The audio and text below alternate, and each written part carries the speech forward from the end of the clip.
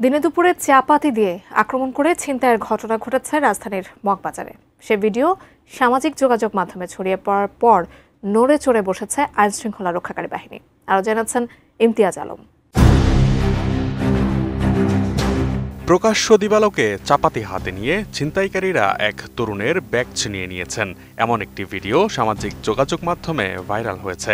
Police ও video সূত্র বলছে, ঘটনাটি ঘটেছে 18ই মে বিকেলে। ঘটনাস্থল ছিল রাজধানীর মগবাজারের গ্রিনওয়ে গলি। ছিনতাইয়ের শিকার তরুণের নাম আব্দুল্লাহ, তার বাড়ি কুমিল্লায়।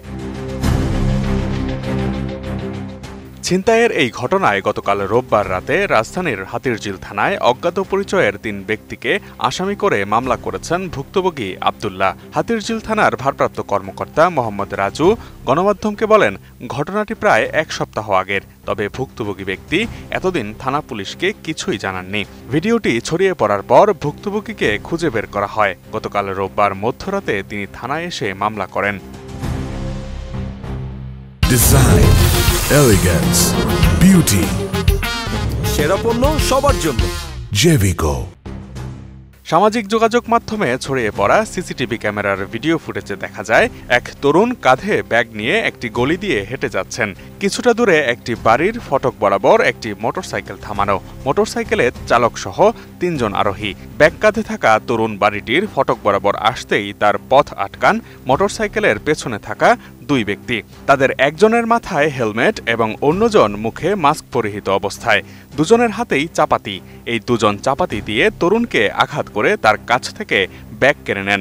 ব্যাগ ও অন্যান্য সরঞ্জাম ছিনিয়ে নিয়ে মোটরসাইকেলে উঠতে গেলে তরুণ তাদের পেছনে আসেন। তখন তাকে আবারও চাপাতি দিয়ে আঘাত করে দুজন মোটরসাইকেলে উঠে পড়েন। সিসিটিভি ক্যামেরার ফুটেজ পর্যবেক্ষণে আরও দেখা যায়, এক পর্যায়ে তরুণ মোটরসাইকেলটির সামনে এসে চাকা ধরে তার ব্যাগ ফেরত দিতে অনুরোধ করতে থাকেন। তখন মোটরসাইকেল থেকে 2 জন নেমে তরুণকে আবারও চাপাতি দিয়ে আঘাত করে সরিয়ে দেন। হেলমেট পরিহিত চালক মোটরসাইকেলটি নিয়ে সামনে এগিয়ে যান। মোটরসাইকেলটির পেছনে যান ব্যাগ হাতে থাকা অন্য এক ছিনতাইকারী। অপর ছিনতাইকারী তখনও তরুণকে ভয় দেখাতে চাপাতি চালাচ্ছিলেন। পরে এই ছিনতাইকারীও মোটরসাইকেলের দিকে চলে যান।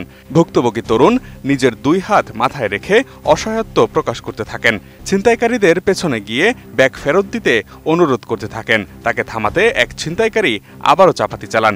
তরুণ কিছুটা পেছন দিকে সরে আসেন। এই ঘটনায় এখনও কাউকে গ্রেফতার করা যায়নি। তবে হাতিরঝিল থানার ভারপ্রাপ্ত কর্মকর্তা মোহাম্মদ রাজু গণমাধ্যমকে জানান, এই ঘটনায় জড়িত 3 ছিনতাইকারীকে আইনের আওতায় আনার চেষ্টা করছে police. Imtiaz Alam, desk report, ATN news.